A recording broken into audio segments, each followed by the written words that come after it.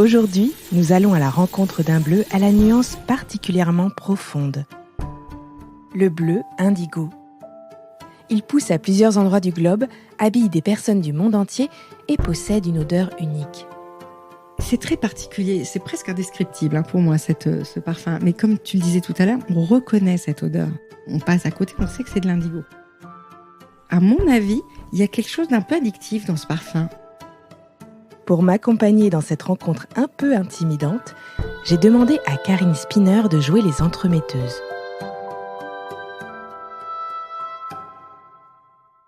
Alors moi, je suis une technicienne du textile, une textilienne vraiment, toute une carrière professionnelle dans le prêt-à-porter français, qui s'est terminée avec l'envie de travailler autrement le vêtement et la mode, et la découverte des teintures naturelles. Comme j'ai un peu la fibre de la transmission, j'ai eu envie de partager. Et j'ai monté des ateliers sous la marque Pieds Nus dans le ciel, et notamment autour de l'indigo, ce bleu magique qu'on adore. C'est justement lors d'un atelier d'initiation de teinture à l'indigo que j'ai rencontré Karine. J'ai adoré sa manière de parler de ce bleu, avec une profonde affection, comme s'il s'agissait d'un petit être vivant. Une impression qui n'est pas très éloignée de la réalité. Ce jour-là, Karine nous accueille dans son nouvel appartement, dans les hauteurs de Ménilmontant. Elle va nous expliquer pas à pas la recette presque magique pour transformer la plante d'indigo en teinture. Pour les besoins de l'enregistrement, elle inaugure sa buanderie qui lui sert aussi d'atelier. C'est vraiment l'occasion de baptiser, on va dire, et de reprendre les teintures dans ce nouvel endroit que je viens d'investir. Donc c'est un tout petit recoin, mais il y a l'eau, il y a de quoi chauffer, il y a tout ce qu'il faut, donc voilà.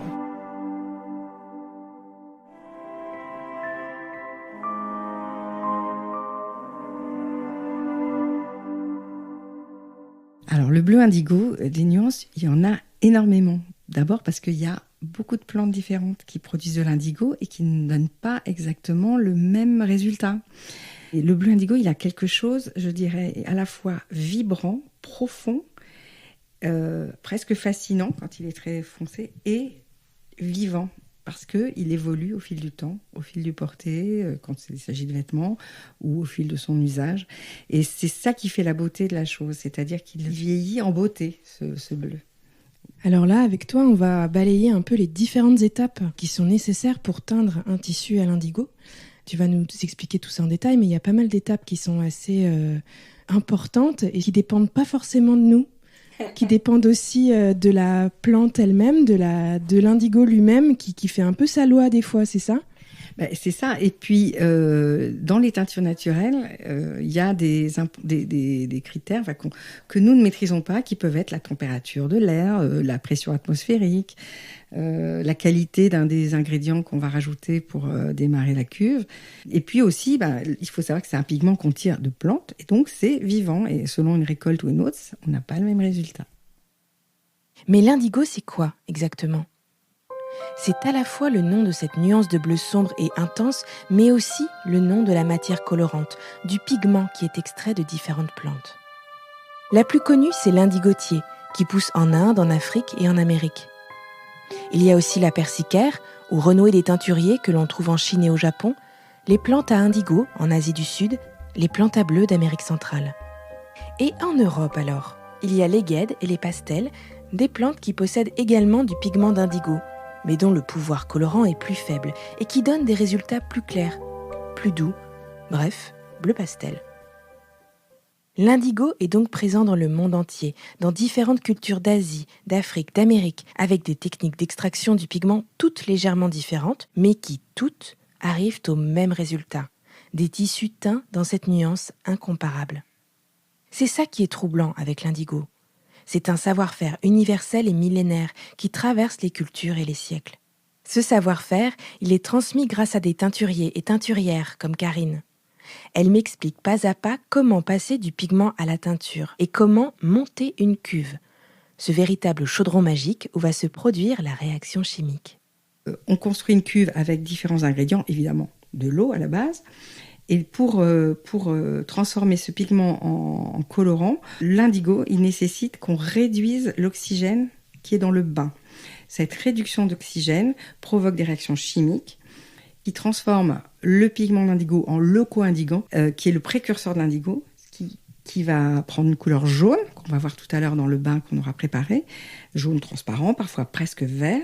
Et c'est seulement au trempage du textile dans ce bain et ensuite à sa sortie à l'air, à son oxydation, que le bleu va apparaître et se fixer définitivement sur la fibre. Il y a d'autres éléments qui sont nécessaires. Il y a plein de recettes différentes. L'idée, c'est d'adjoindre des ions de calcium qui permettent au bleu de s'exprimer. Parce que sinon, dans l'indigo, dans la plante, le pigment d'indigo, il y a d'autres colorants que le bleu. Donc l'indigotine, c'est le colorant principal, mais il y a du rouge et même du jaune. Et en fonction de comment on le traite, par exemple, les Japonais sont extrêmement forts pour produire différents coloris à partir d'un même indigo, justement en dosant les différents adjuvants. Aujourd'hui, on va se focaliser sur le bleu. Si je récapitule, le pigment d'indigo, à la base insoluble, est rendu soluble par une opération chimique de réduction, ce qui permet ensuite de l'utiliser en teinture. Et parce que ce processus se produit dans une cuve, l'indigo est ce qu'on appelle, logiquement, un colorant de cuve. Et c'est une rareté dans le monde de la teinture naturelle. Bien souvent, il faut une opération supplémentaire appelée mordançage. L'ajout de mordants, généralement des sels métalliques, est indispensable pour que la teinture se fixe dans la fibre textile. Pas besoin de mordants pour les colorants de cuve comme l'indigo. Le processus de réduction, puis l'oxydation du tissu à l'air libre, suffisent pour fixer la teinture bleue sur le tissu. On va créer la cuve dans un récipient en plastique, mais qu'on va mettre à chauffer au bain-marie pour l'aider à démarrer. Et donc, on démarre toujours avec de l'eau chaude. J'ai du pigment. Alors, celui-là, c'est un indigo issu de persicaire qui a poussé en Martinique. Il est extrêmement concentré en indigotine et il est donc du coup très cher. C'est pour ça que j'en ai un petit sachet. Il est très, très foncé parce que sinon, ça, c'est de l'indigo. Il vient d'Inde, c'est l'indigo tinctoria qui est issu donc de l'indigotier, ce qu'on appelle communément l'indigotier. Il est très foncé aussi. Il a des reflets un peu rougeâtres et il est très très sombre. Alors bleu marine quoi, comme la mer la plus profonde ou les bleus les plus profonds de l'océan. Il est très très très foncé celui-là. Et après j'ai des mélanges parce que j'aime bien moi quand je produis faire des mélanges d'indigo et de pastel parce que je trouve que mélanger les deux ça donne justement des vibrations différentes. Il y a le fond un peu bleu noir et un peu rouge de l'indigo et le côté un peu bleu plus ciel et plus doux du pastel qui se répondent et qui résonnent ensemble. Donc ça j'aime bien. Alors c'est vrai que je ferme bien mes pots parce que c'est une poudre très très fine et pulvérulente et qui se balade en général après une journée d'indigo. On a les voies respiratoires un peu tapissées d'indigo.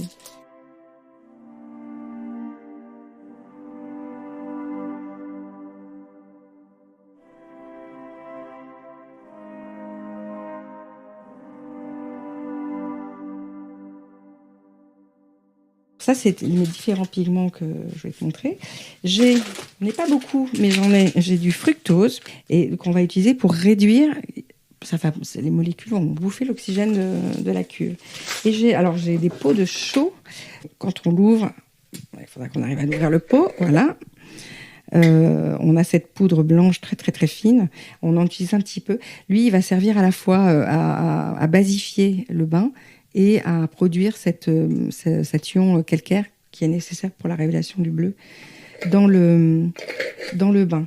Et puis, alors, ce que j'ai d'autre comme matériel, j'ai un matériel qui est assez rigolo. C'est ça ce qu'on entend. C'est des petites billes en verre, des petites billes de décoration qu'on met au fond des aquariums.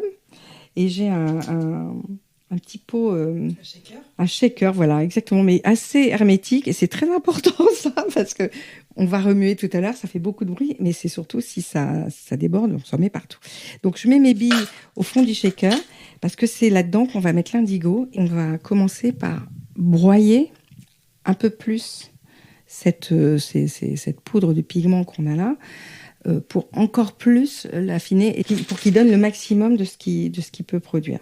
Donc, je fais chauffer un petit peu d'eau chaude, parce que on ne l'a pas encore dit, mais de toute façon, le pigment lui-même, il est vivant parce qu'il est issu des plantes, mais il a déjà subi des formes d'extraction différentes selon les plantes, mais qui induisent la création de bactéries dans le pigment lui-même. Et ces bactéries vont participer aussi à la formation de l'indigo et à la réduction dans la cuve. Donc on a beaucoup d'éléments qui entrent en jeu dans cette histoire.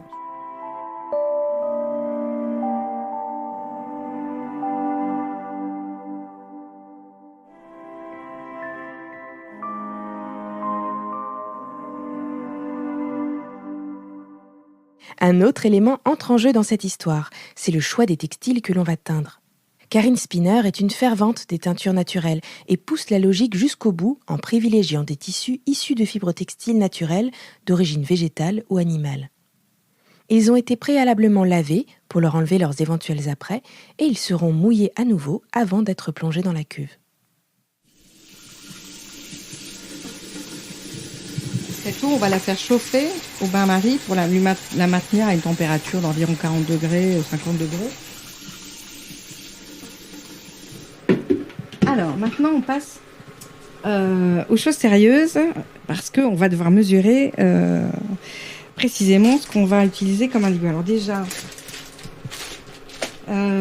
est-ce que ça te tente ? Moi, je te proposerais bien d'utiliser ce mélange. Ce ne sera pas forcément le bleu le plus foncé. Et de toute façon, pour faire des bleus très foncés, il faut faire une multitude de bains. Parce que l'idéal, c'est de partir d'une cuve faible et ensuite de plonger dans une cuve de plus en plus nourrie en indigo de façon à faire monter progressivement la couleur sur le tissu. Et c'est ça qui donne en général la profondeur vraiment intense et presque infinie qu'on voit dans les impressions ou les teintures notamment japonaises, parce que un maître teinturier au Japon, il a 32 cuves, c'est-à-dire qu'il a 2 jeux de 16 cuves qui vont de la plus faible à la plus foncée. Donc quand tu dis plusieurs bains pour avoir des indigos très profonds, on parle d'une quinzaine de bains. C'est-à-dire que le tissu est trempé une quinzaine de fois, c'est ça ? Oui. Et entre chaque bain, il y a un temps d'attente important, puisque plus long sera le bain lui-même, la plongée du tissu, plus long sera le temps d'exposition à l'air, de façon à ce que tout l'indigo s'exprime.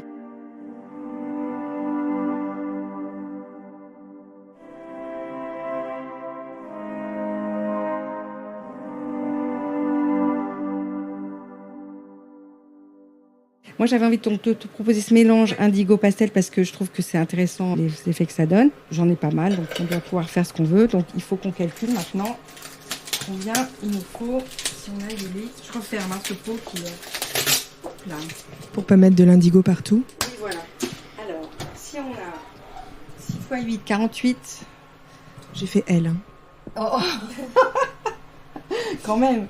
Allez, on va y aller pour 50 grammes d'indigo. Tu vois, regarde, j'ai déjà les doigts bleus d'avoir manipulé les pots d'indigo. Donc, on a dit 50 grammes. C'est plus facile pour calculer. Ça fait pas mal d'indigo, tu vas voir au final.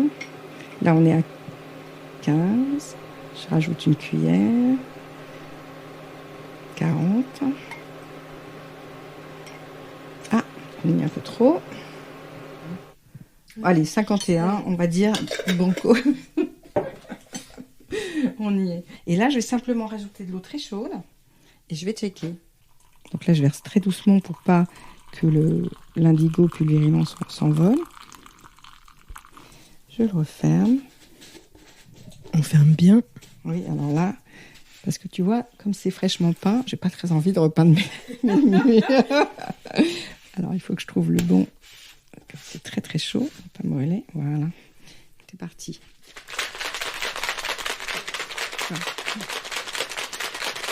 Et vigoureusement, s'il vous plaît.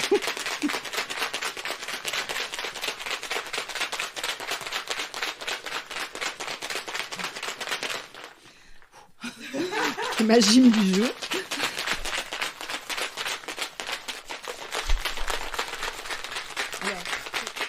C'est bien, comme ça justement, je suis allée racler un peu. Vaut mieux pas être en blanc ce jour-là. Voilà, on évite. D'ailleurs, tu as remarqué que je suis dans une tenue sombre, que j'ai mis un vieux pantalon foncé. Et en général, les teinturiers sont plutôt habillés en sombre, justement. Et c'est pas par hasard. Pas forcément sympa. Ah oui, là, on a déjà un liquide. Enfin, c'est très, très sombre. Hein. Ça tire un peu sur le violet, parce qu'on voit le rouge qui ressort un peu. Puis, tu sens, quand même, ça c'est important, de sentir le parfum de l'indigo, parce qu'un maître de l'indigo, il sait au parfum si sa cuve est mûre ou pas. Comment tu décrirais l'odeur ? Pour moi, il y a une odeur à la fois d'humus, mais aussi un petit peu de pourriture quelque part, un petit fond d'acidité. Et ça, c'est un parfum que, quand on l'a senti une fois, on n'oublie jamais.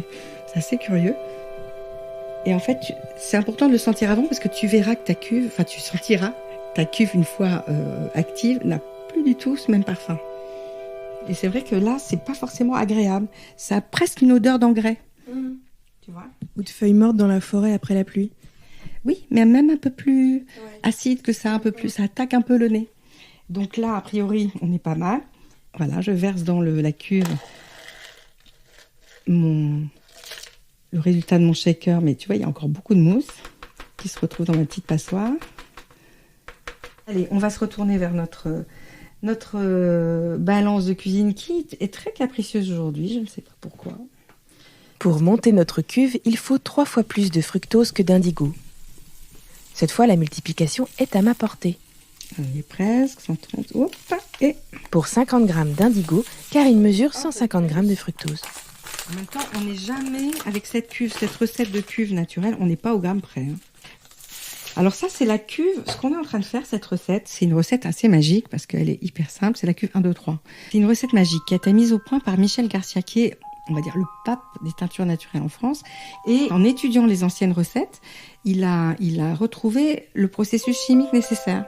Et il l'a réduit à sa plus simple expression.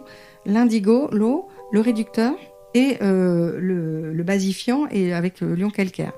Et du coup, c'est devenu à la portée de tout le monde.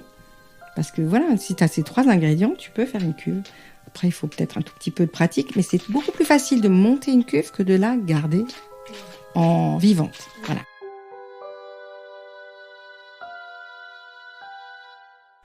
Je vais le laisser bien se mélanger, ce sucre. Voilà. Et puis là, on va passer à la chaux.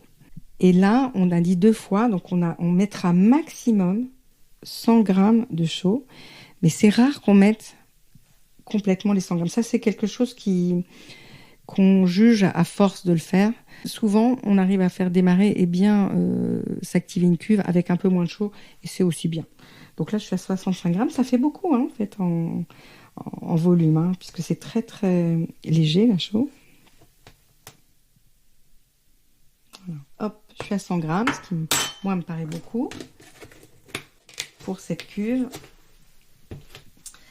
Et l'étape suivante, c'est d'intégrer la chaux dans la cuve. Alors la chaux, je l'introduis, ça fait pas vraiment de bruit normalement, parce que là c'est très léger.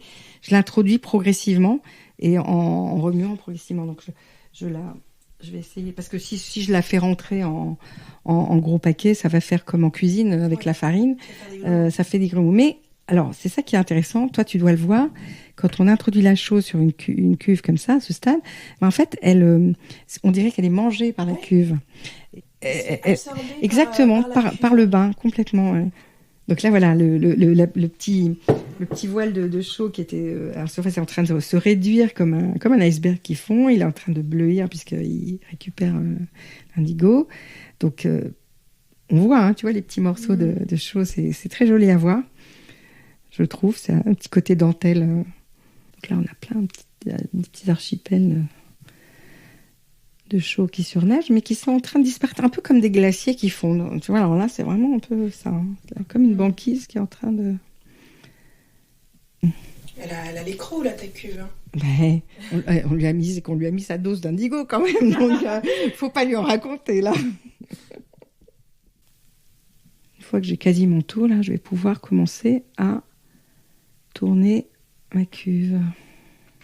Donc je place mon ustensile pour remuer ma grosse fourchette en bois verticalement dans ma cuve et je tourne doucement ma cuve en essayant d'entraîner tout le liquide avec sans aller plus vite que l'eau, parce que sinon c'est là que je vais introduire de l'air. Bien sûr, ça ferait comme une proue de bateau qui fend l'eau. Et au fur et à mesure que ça accélère, mon geste s'accélère. On voit que le centre de la cuve se creuse. C'est ça d'ailleurs qui produit, au bout d'un petit moment, de nouveau une petite boule de mousse qu'on appelle la fleurée, et qui est en fait du pigment qui s'est reconstitué. Mais il se reconstitue beaucoup plus finement qu'il n'était quand on l'a versé dans la cuve. Et donc il fait une mousse très très fine. Et cette mousse, elle est très prisée des peintres en aquarelle. Plus on a une belle fleurée sur une grosse fleurée qui se forme, plus on va dire que la cuve est active. Pour l'instant, elle démarre gentiment. Si on récapitule notre recette, pour monter la cuve d'indigo, Karine a utilisé de l'eau chaude, une portion d'indigo, 2 portions de chaux et 3 portions de fructose.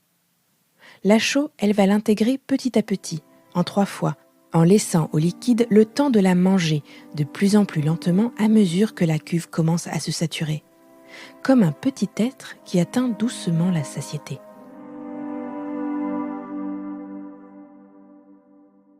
Une cuve peut démarrer très vite et être prête au bout d'une demi-heure, mais parfois, et selon les conditions météo, la température de l'air, la barométrie, vraiment la pression atmosphérique, etc., plein de choses comme ça, si c'est en intérieur, en extérieur, ça peut mettre des heures et parfois ça ne démarre pas. C'est rare, mais ça arrive que ça ne démarre pas. On est toujours à la merci de quelque chose qui ne fonctionne pas. Et tu vois, regarde, tiens, là tu vois déjà, regarde au bord de la cuve, là où Ah oui, c'est jaune. Ça commence à jaunir, à peine, hein, c'est un tout début, mais ça commence à jaunir. Et tu vois que, en fait, le pigment est celui qui est en suspension et qui n'est pas réduit, il se dépose au fond. Et celui qui s'est réduit, justement, il s'est transformé en loco-indigo, vraiment dans la molécule précurseur de l'indigo. Et c'est ce qui donne ce coloris jaune au bain. Donc là, on voit que ça démarre. Et puis je vais allez, on repart pour un dernier tour.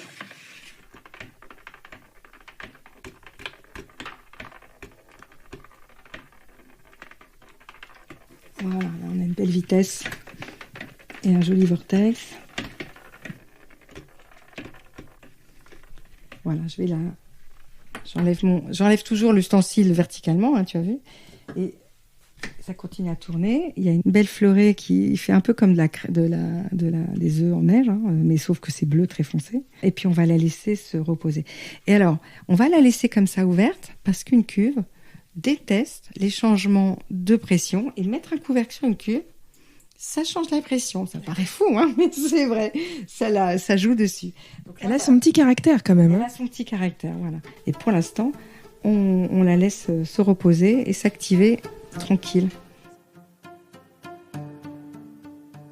Pendant cette pause d'1 heure, on a laissé la cuve se reposer et Karine nous a fait des crêpes. Parce que voir de l'indigo boulotter de la chaux, y a pas à dire, ça donne faim. Et pendant que la cuve s'active gentiment, j'en profite pour faire un petit point historique. Jusqu'à la fin du XVIIe siècle, l'Europe utilisait surtout le bleu tiré du pastel. Il était considéré comme un or bleu qui faisait la fortune des teinturiers, de villes comme Amiens ou Toulouse, voire de régions entières comme le Lauragais. Mais l'arrivée des premiers indigos importés d'Inde, au pouvoir colorant bien plus élevé, vont bousculer cette économie prospère. Sous la pression des teinturiers, les autorités font passer des édits et des décrets pour protéger l'industrie locale et freiner les importations. Ce qui fonctionne plus ou moins jusqu'en 1737 où l'indigo est autorisé sur tout le territoire. En effet, impossible de lutter éternellement face aux 2 avantages incontestés de l'indigo sur le pastel. Son taux d'indigotine est 30 fois supérieur et son prix presque 6 fois plus bas. Un prix qui est celui de l'esclavage des populations colonisées par les puissances européennes. Forcément, avec une telle main-d'œuvre, l'indigo est toujours moins cher que le pastel produit en métropole par des ouvriers rémunérés. Il y a des indigoteries à Saint-Domingue, en Martinique, en Guadeloupe, autour de la Nouvelle-Orléans. Des indigoteries qui cèdent progressivement le pas, à la fin du XVIIIe siècle, aux cultures du coton ou de la canne à sucre, jugées plus rentables. Mais la France est accro au bleu. Elle achète l'indigo à d'autres puissances comme l'Angleterre, qui a lancé de son côté une intense production dans ses colonies du Bengale et de Jamaïque. Aussi, au début du XIXe siècle, Lorsque Napoléon tente de ruiner le Royaume-Uni en interdisant les importations, c'est fini l'indigo. Sauf qu'à cette époque, les uniformes de l'armée française sont bleus. Napoléon en profite pour relancer l'industrie française du pastel et de la guède. Il fonde des écoles impériales pour perfectionner l'extraction de l'indigo à partir du pastel. Mais entre la fin du blocus, le retour des importations d'indigo et le développement des teintures industrielles, ce sursis du pastel est de courte durée. L'indigo s'impose partout, des uniformes militaires aux vêtements de travail. Une omniprésence facilitée par l'invention, en 1878, des premiers indigos de synthèse, avec une teneur d'indigotine frôlant les 100%. C'est ce qui mène à la fin des grandes usines d'indigo naturel. Aujourd'hui, il ne reste que quelques indigoteries artisanales, disséminées un peu partout dans le monde et qui tentent de résister, encore et toujours, aux puissantes industries du textile. C'est reparti. On va faire un peu de teinture. Donc là, je viens de plonger un petit morceau de coton léger dans la cuve juste pour tester. Et c'est toujours pareil, avec les cuves, on y va doucement, on évite de faire des bulles. Et on voit que mon petit morceau de coton qui est un peu écru à la base, il est franchement jaune quand il sort de la cuve. Et tu vois comme moi le miracle s'accomplir sous nos yeux. C'est-à-dire que le jaune se transforme progressivement en bleu au fur et à mesure que le colorant s'oxyde à l'air. Et là, ça me semble pas mal parti puisqu'on vient de tremper juste 2 minutes. Bleu, donc c'est franchement bleu. Et quand ça se révèle, c'est un peu la vitesse d'une photo au noir et blanc qu'on a trempée dans son révélateur et qui apparaît petit à petit. C'est la même magie.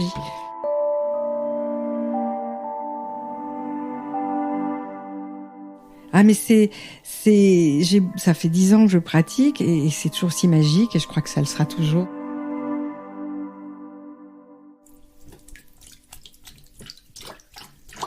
Mais ce n'est qu'un premier bain d'une petite minute. Et tu vois qu'il est bien bleu, mais il n'est pas bleu profond comme violacé, comme pourrait être un indigo très foncé. Il a ce côté bleu ciel parce qu'il y a du pastel dans notre mélange. Et moi, ce bleu, j'ai une affection pour ce bleu parce qu'il a une tendresse, il a quelque chose de très... peut-être qu'il me fait penser aux yeux de ma grand-mère, j'en sais rien, ce côté bleu mais il a une douceur. J'adore les bleus indigo très très sombres, très foncés, très contrastés. Je trouve ça très très beau. Et puis surtout quand ça vieillit. Mais ce bleu-là, avec le pastel, il a quelque chose de très tendre. Voilà. Avec Karine, on a préparé des petits shibori. Le shibori, c'est une technique japonaise de teinture par réserve. Le tissu est plié, noué ou ligaturé à différents endroits où la teinture ne viendra pas se déposer. Ces techniques, là encore, existent dans le monde entier et donnent des résultats magnifiques où les motifs blancs laissés en réserve contrastent avec le bleu profond de l'indigo.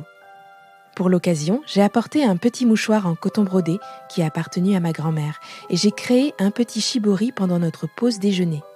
Il est temps de le plonger dans la cuve d'indigo. En fait, j'essaie d'y aller très doucement. Et voilà, et là, je lâche le petit bout de tissu. On ira le chercher tout à l'heure avec une pince. On va le laisser s'imbiber de l'indigo et on va lui laisser quoi ? Il faudrait compter peut-être 5 petites minutes. Donc le tissu était mouillé et puis tu l'as fait vraiment glisser dans la cuve. L'idée, c'est de pas du tout faire entrer d'oxygène à ce stade-là. Voilà, d'essayer d'éviter de réoxygéner la cuve en évitant les bulles, etc. Il y a forcément de l'oxygène dans le tissu qu'on vient de mettre, dans les plis du tissu, etc. Donc on évite évidemment d'en rajouter. C'est le principe de base. Après, ce qui est important, c'est pour que ce pigment, ce colorant tienne bien, c'est de faire plusieurs bains. Chaque bain, on va commencer par un bain assez court, 2, 3, 4, 5 minutes peut-être. Et puis, on va le laisser se reposer et s'oxygéner le plus longtemps possible avant de faire un deuxième bain plus long, puis encore un troisième bain plus long si possible encore, avec une longue attente derrière. Et si on peut laisser s'oxygéner toute une nuit après, c'est encore mieux. Tu peux essayer de nous décrire l'odeur de cette cuve maintenant qu'elle est vivante, qu'elle a pris. Alors écoute, c'est très particulier, c'est presque indescriptible pour moi ce parfum. Mais comme tu le disais tout à l'heure, on reconnaît cette odeur. Une fois qu'on l'a senti une fois, on passe à côté, on sait que c'est de l'indigo. Je me plonge dedans. Il y a toujours un petit côté un peu acier, il y a toujours un côté un peu humus, mais il y a autre chose, et je ne sais pas trop le décrire. Et à mon avis, il y a quelque chose d'un peu addictif dans ce parfum. Et il y a une reconnaissance immédiate. C'est assez étrange comme sensation. C'est pas de la cuisine, mais il y a un truc comme ça qu'on goûte vraiment avec tous ses sens. Et alors si on a les mains dedans, qu'on touche le tissu, qu'on se régale les yeux de cette couleur qui est vibrante, toujours, même en étant douce comme celle du pastel, il y a une vibration extraordinaire. Et on a aussi le parfum. Donc tous les sens sont en action. Donc là, ça fait 5 minutes que le petit mouchoir est dans le fond. Ça fait 5 minutes là ? Ouais. Alors on va pouvoir l'enlever et on va prendre cette pince pour éviter que je me mette du bleu jusqu'au coude. Donc je récupère le petit mouchoir avec ses nouages le plus près possible de la surface et puis je le plonge tout de suite dans l'eau pour éviter les taches qui seraient... Oui, tu vois, il y a quand même beaucoup d'indigo qui se baladent et qui se libèrent. Ouais. Donc ça veut dire que la cuve n'est pas complètement réduite. Mais regarde, il a quand même déjà pris. C'est pas pour ça que j'aurai ce bleu-là sur mon tissu. Oui, c'est un peu trompeur. Parce que derrière, tout va dépendre du temps de trempage, du nombre de bains qu'on va faire et du temps aussi d'oxydation entre les deux. Alors, il faut pas oublier que ça repâlit quand ça sèche, forcément. C'est comme la peinture. Donc là, on laisse 10 minutes vu qu'on l'a... Voilà, on va dire oui, voilà. Le mouchoir brodé, tout comme les autres tissus préparés par Karine, vont subir plusieurs plongées. Teindre à l'indigo demande de la patience et de la concentration. Il faut se souvenir des temps de plongée et d'oxydation des différents tissus et attendre beaucoup. Plonger, attendre, rincer, attendre. Plonger, attendre, rincer, attendre. Il y a quelque chose de très apaisant dans cette répétition des gestes. Et alors là, c'est une activité en fait qui est assez calme, à part les moments où on rince et où on essore. Mais on a des moments calmes et ça participe du plaisir de teindre avec des matières naturelles. Une partie importante du processus, c'est le temps qu'on y met. C'est tout un état d'esprit dans lequel je me plonge, qui est presque une méditation. Je suis vraiment tout à ce que je fais. Je prends le temps et je laisse le temps faire. C'est vraiment du ici et maintenant. Et ça, c'est une des beautés de la teinture, en plus de la beauté de la couleur qu'on obtient évidemment derrière. Quand on aura fini de teindre même ce peu de choses qu'on a teintes, ma cuve, je vais la laisser se reposer un peu, mais ce soir, avant de fermer pour la soirée, je vais la nourrir. Je vais lui redonner un peu de sucre. Ça va permettre qu'elle se tienne, qu'elle reste active et l'empêcher, de se désactiver. Parce que quand on trempe, surtout avec ce jeu des petits shibori où on trempe, on retrempe, etc., on la fatigue en fait, la cuve. Et donc une cuve, elle a un temps de travail limité dans une journée. On peut pas faire toute la journée, on peut pas travailler 12 heures sur une cuve, elle en peut plus, la cuve. C'est vraiment vivant. Ouais, vraiment. Donc il faut le soir, on la nourrit, on la laisse se reposer. Et puis quand on veut recommencer à travailler, on va la réveiller avec un petit coup de chaud. Hop, un petit jet de chaud, pas grand chose, une petite poignée, ça selon la taille de la cuve. Et simplement pour lui dire, hop, ça y est, c'est l'heure de bosser. Oui, c'est un petit être vivant, il aime pas avoir trop chaud, il aime pas avoir trop froid, il faut le nourrir de temps en temps. Alors, il faut le nourrir régulièrement. Une fois qu'on s'en est servi de sa cuve, il faut lui redonner à manger. Parce qu'une cuve qui se désactive, elle meurt. Et c'est très désagréable. Quand c'est pourri, c'est vraiment très désagréable. Et puis, on perd son indigo, ou c'est compliqué de le récupérer. Et puis, on va la voir régulièrement. Parce que c'est ça. Quand on oublie une cuve dans un coin, en général, ça finit mal pour la cuve. Tiens, regarde mes yeux. Mes ongles, ça y est, sont teints en bleu. C'est bon. Et c'est sur ces considérations chromatiques que s'arrête notre rencontre du jour avec le bleu indigo. Vous venez d'écouter Culture Bleue, un podcast écrit et réalisé par Delphine Pérezan-Roudil, avec des musiques composées par Théo Boulanger. Je remercie mon invitée Karine Spinner et ne peux que vous inciter à aller suivre un de ses ateliers de teinture naturelle. Toutes les infos sont sur son compte Pieds nus dans le ciel. Si vous souhaitez approfondir cette découverte de l'indigo, vous trouverez des liens et des ressources complémentaires dans la description de l'épisode. Et parce que le bleu est partout, qu'il se regarde, se touche et se mange aussi, Nous partirons la prochaine fois à la rencontre d'un autre bleu. Indice, il peut être moisi ou cendré, mais ça ne l'empêche pas de rester délicieux.